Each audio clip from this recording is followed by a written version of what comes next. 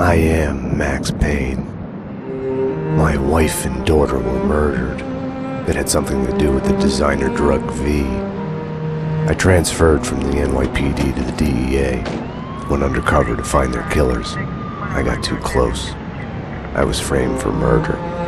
With nothing to lose, I went after the Mafia during the worst winter storm in a century. My first stop was Vinny Gagnetti, a lowlife in the habit of taking his frustrations out on underage call girls. I left him bleeding in an alley after I'd gotten what I wanted out of him. I met Mona Sachs in a gothic nightclub, Ragnarok. She was a hired killer.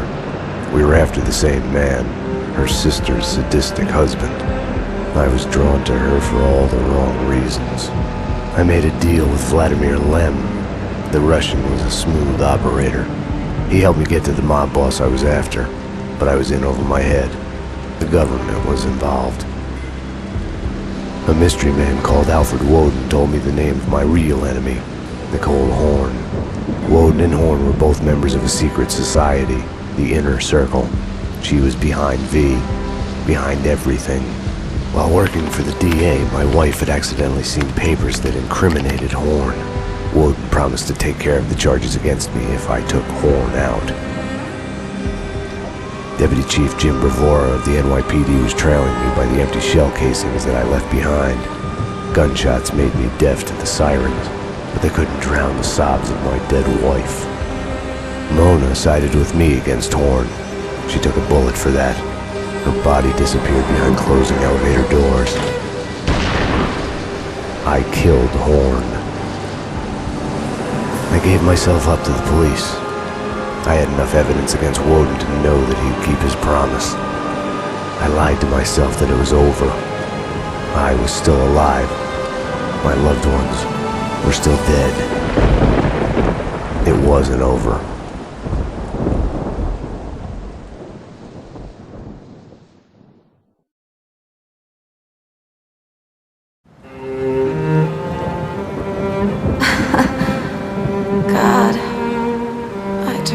Such a damsel in distress. They were all dead. Love kills. Did I love her? Was there a choice? The past is a gaping hole. You try to run from it. The more you run, the deeper, more terrible it grows behind you, its edges yawning at your heels.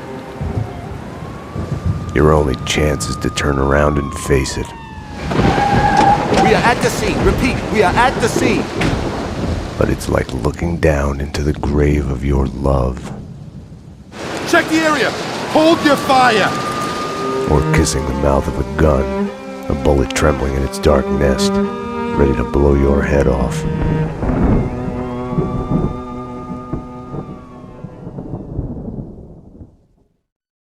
We're losing him. Multiple gunshot wounds. Pupils blown, head trauma, God only knows what else. He's in shock. Start 2 large bore IVs, get him to ICU. He's not responding. This guy is a train wreck.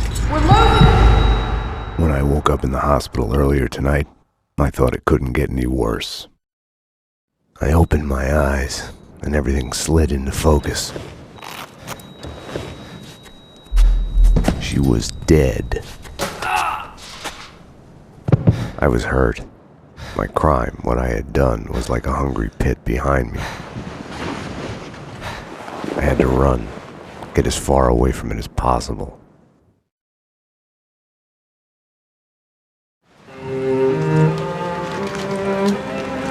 A false start. The hospital bed wasn't the beginning. It was past the point of no return. The fatal choice already made, and it would get worse before the end. The past is a puzzle, like a broken mirror. As you piece it together and you cut yourself, your image keeps shifting, and you change with it. It could destroy you, drive you mad. It could set you free. You, inside. Drop your weapons and come out with your hands above your head. You'll see the choices you didn't know you'd made, like staying at work late to chat with a friend, instead of hurrying home to your family. Fan out, people! Circle around! Cover all the exits! Kissing her, I think of the cold laws of cause and effect. Where are those extra units? Call the Central. We need every available unit here now. I am afraid, but I start again from the beginning, trace my own steps to the scene of the crime.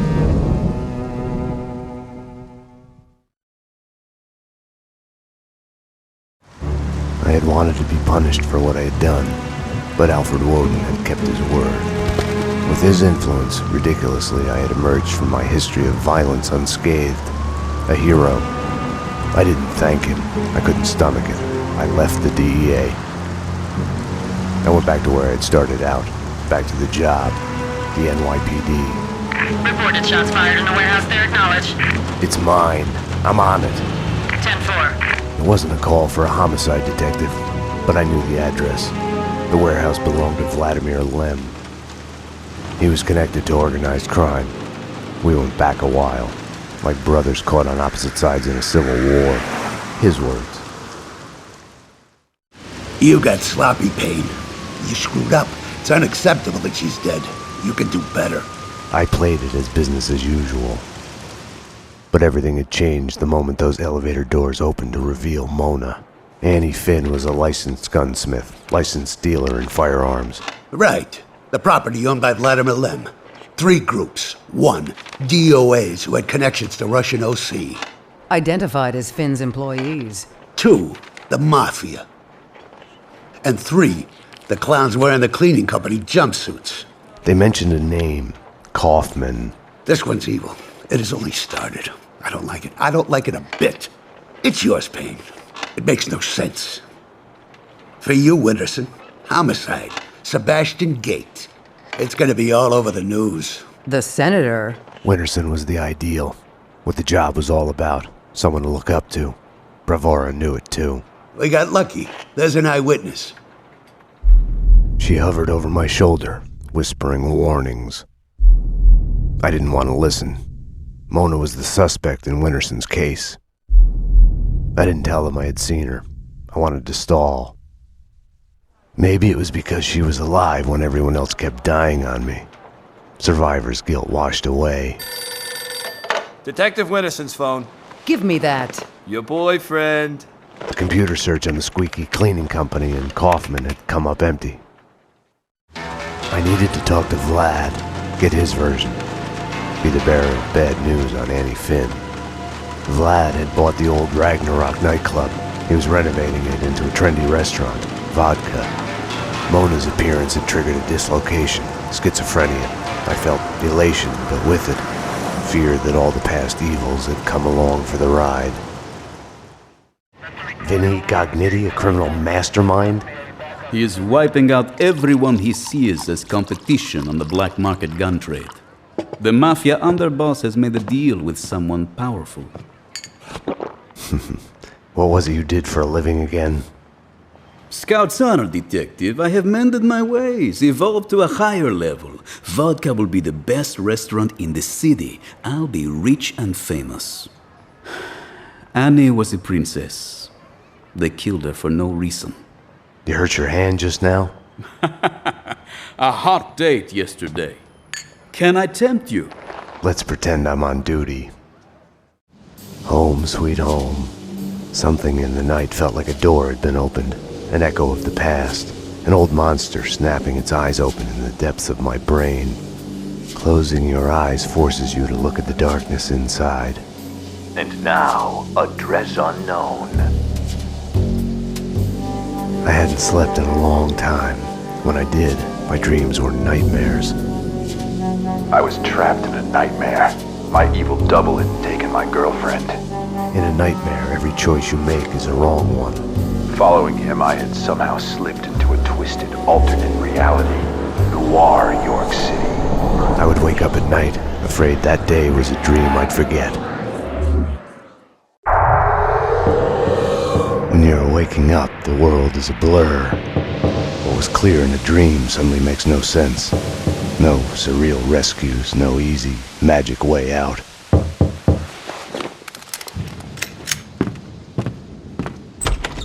But you are awake.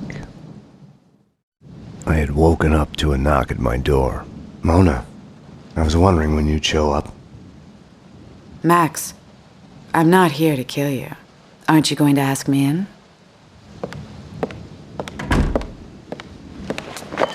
You are in danger. Both of us are. There's a contract out on us. There's no us in this. You're a murder suspect. I should take you in. I was hiding behind the badge.